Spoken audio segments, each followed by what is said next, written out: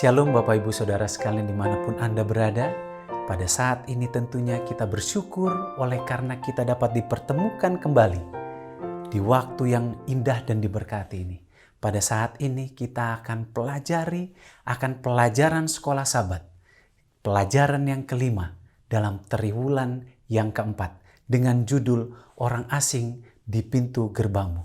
Sebelum kita merangkumkan pelajaran sekolah Sabat kita akan satu di dalam doa. Tuhan Bapa kami yang di surga, kebutuhan kami pada saat ini adalah kuasa Roh Kudus Tuhan menjadi bagian kami semua yang mendengarkan dimanapun kami berada. Kiranya Roh Kudus Tuhan menuntun kami sehingga kami dapat mengerti akan firman Tuhan dan menjadi berkat di dalam kehidupan kami. Dan nama Tuhan kami permuliakan. Inilah doa dan permohonan kami Tuhan. Karena kami alaskan doa ini dalam nama Tuhan Yesus yang menjadi penebus dan juru selamat kami yang hidup. Amin. Baik Bapak Ibu Saudara sekalian, ayat hafalan kita pada saat ini terdapat di dalam Ulangan 10 ayat yang ke-19. Yang berbunyi, sebab itu haruslah kamu menunjukkan kasihmu kepada orang asing. Sebab kamu pun dahulu adalah orang asing di tanah Mesir.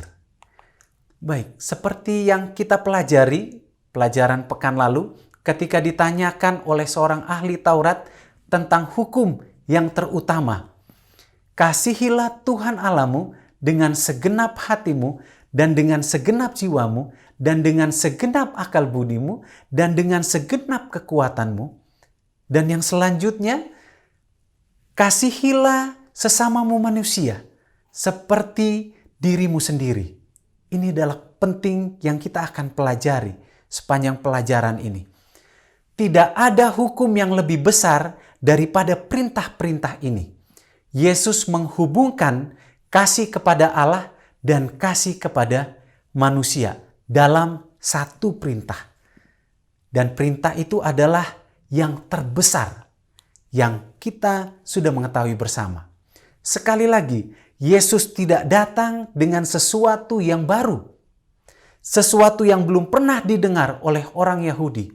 Sebaliknya, panggilan untuk benar-benar mengasihi Dia sebagai Yesus Juru Selamat.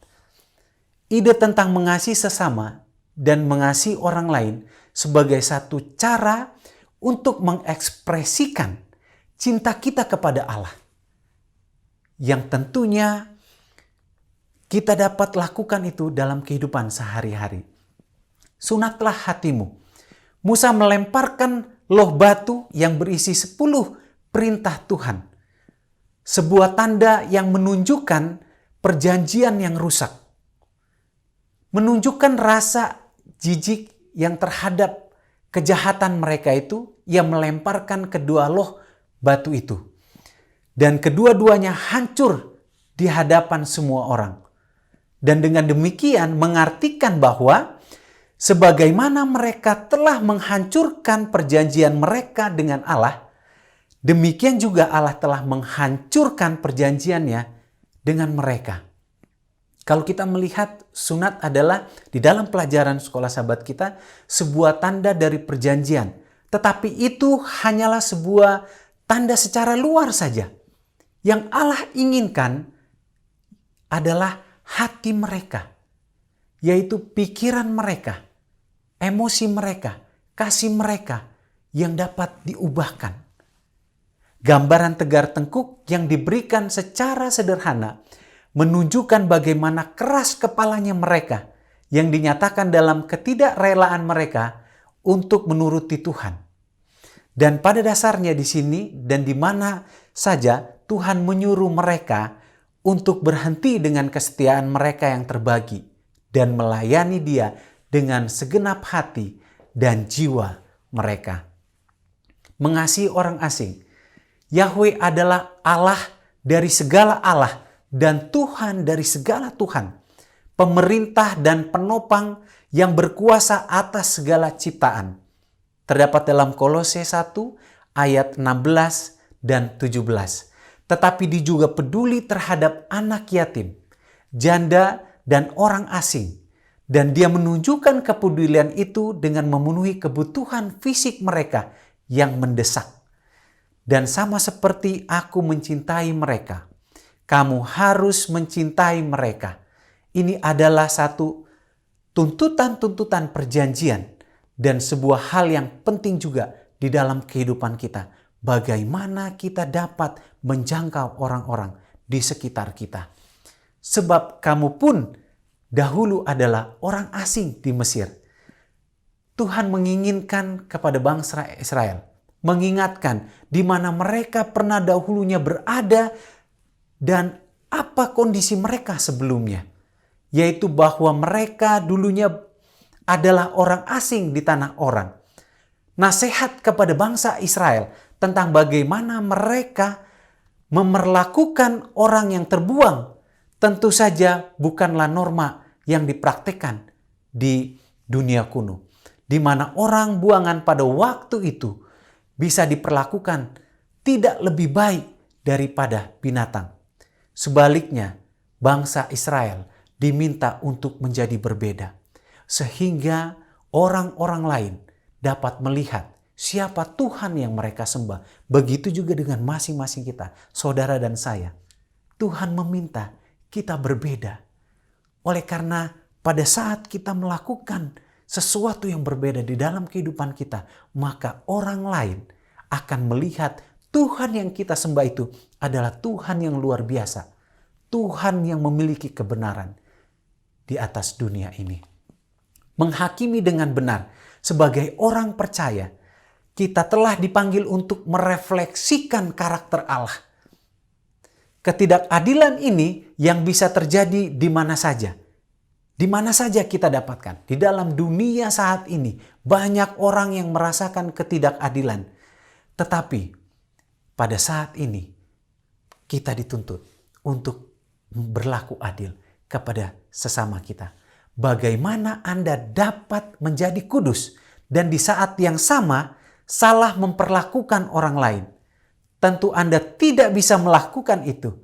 Tidak peduli betapa banyaknya Anda memelihara akan kekudusan perbaktian Anda.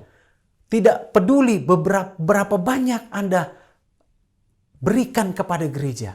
Tetapi apabila Anda tidak bisa memperlakukan orang lain seperti semestinya, bagaimana Yesus sudah mencontohkan kepada kita semua, itu sama saja kita tidak dapat berguna di dalam kehidupan kita. Kesucian, kekudusan itu kita tidak dapatkan. Agama yang murni di hadapan Allah. Sementara di saat yang sama memperlakukan dengan salah orang miskin atau yang membutuhkan, maka hal itu akan membuat sebuah ejekan terhadap pengakuan iman. Di saat kita tidak melakukan apa yang Tuhan inginkan dalam kehidupan kita, maka orang lain dapat melihat siapa kita. Kita tidak menghidupkan apa yang Tuhan inginkan di dalam kehidupan kita. Mengasihi sesamamu seperti dirimu sendiri adalah ekspresi yang tertinggi dari hukum Allah. Yang ini merupakan kebenaran zaman ini yang sama seperti zaman pada waktu Yakobus. Bapak Ibu Saudara sekalian, timbullah pertanyaan di dalam kehidupan kita. Mengapa kita harus mengasihi orang lain? Yang pertama, kenapa kita harus mengasihi orang lain? Karena Tuhan mengasihi mereka. Tuhan mengasihi mereka. Oleh karena itu, kita juga harus mengasihi orang-orang dimanapun kita berada. Bukan sesuatu kebetulan pada saat kita ditempatkan di mana kita berada. Tentunya ada maksud Tuhan di mana kita dapat menjadi saluran berkat. Kita bisa mengasihi mereka. Dan kenapa kita mengasihi orang asing? Karena kita juga orang asing. Kita juga sama orang asing. Oleh karena itu pentingnya kita harus saling mengasihi. Dan pertanyaan selanjutnya, bagaimana seharusnya kita memperlakukan orang asing? Ini adalah pertanyaan yang sangat luar biasa. Yang menjadi pertanyaan buat masing-masing kita. Bagaimana seharusnya kita memperlakukan orang asing? Yang pertama, memperlakukan mereka dengan adil. Ini adalah sangat penting. Walaupun kita hidup di dalam dunia ini yang penuh dengan ketidakadilan, tetapi Tuhan meminta kita untuk kita dapat memperlakukan sesama kita dengan adil dimanapun kita berada. Dan selanjutnya, bagaimana seharusnya kita memperlakukan orang asing. Peduli kepada mereka. Kita bisa memposisikan kehidupan kita dimanapun kita berada. Kita dapat peduli akan sesama kita, sehingga akan karakter Allah yang luar biasa itu dapat kita refleksikan di dalam kehidupan kita dimanapun kita berada, menjadi berkat buat orang lain, sehingga orang lain dapat mengenal Tuhan yang kita sembah adalah Tuhan yang hidup, Tuhan yang patut kita sembah dan muliakan di dalam kehidupan mereka, sehingga pada saat kita mempraktekkan di dalam kehidupan kita, banyak orang yang melihat akan kebenaran Tuhan melalui gaya hidup kita, sehingga banyak orang yang datang kepada Yesus. Dan akhirnya kita dapat mengambil bagian di dalam kehidupan kita, dapat ikut serta di dalam pelayanan itu, sehingga hari lepas hari kita dapat bertumbuh secara karakter kita, oleh karena karakter kita harus bertumbuh di dalam kehidupan kita, sehingga pada saat Yesus datang yang kedua kali, kita didapati bahwa kita dapat layak untuk menerima tempat yang Tuhan telah sediakan bagi kita. Kiranya Tuhan memberkati kita semua. Inilah doa dan harapan kita. Kita berdoa bersama-sama untuk kita menutup akan rangkuman ini. Tuhan Bapa kami di surga, pada saat ini kami bersyukur oleh karena kami sudah merangkumkan pelajaran sekolah Sabat yang kelima. Kiranya Tuhan sajalah yang menyempurnakannya, sehingga apa yang kami dapatkan menjadi berkat di dalam kehidupan kami. Kami dapat berguna di dalam kehidupan kami. Tuhan berkati kami, sehingga orang lain dapat melihat akan kebenaran Tuhan di dalam kehidupan kami. Dan akhirnya nama Tuhan saya yang dipermuliakan. Inilah doa dan permohonan kami Tuhan. Kami serahkan ke dalam tangan Tuhan. Sempurnakanlah doa kami, karena kami alaskan doa ini di dalam nama Tuhan Yesus yang menjadi penebus dan juru selamat kami yang hidup. Amin. Baik Bapak Ibu Saudara sekalian, jangan lupa kalau Anda menyukai akan siaran ini, Anda bisa like dan Anda bisa subscribe dan bagikan kepada orang-orang dimanapun Anda berada, sehingga banyak orang yang bisa menerima akan berkat Tuhan. Sampai bertemu di rangkuman selanjutnya. Tuhan Yesus memberkati kita semua. Amin.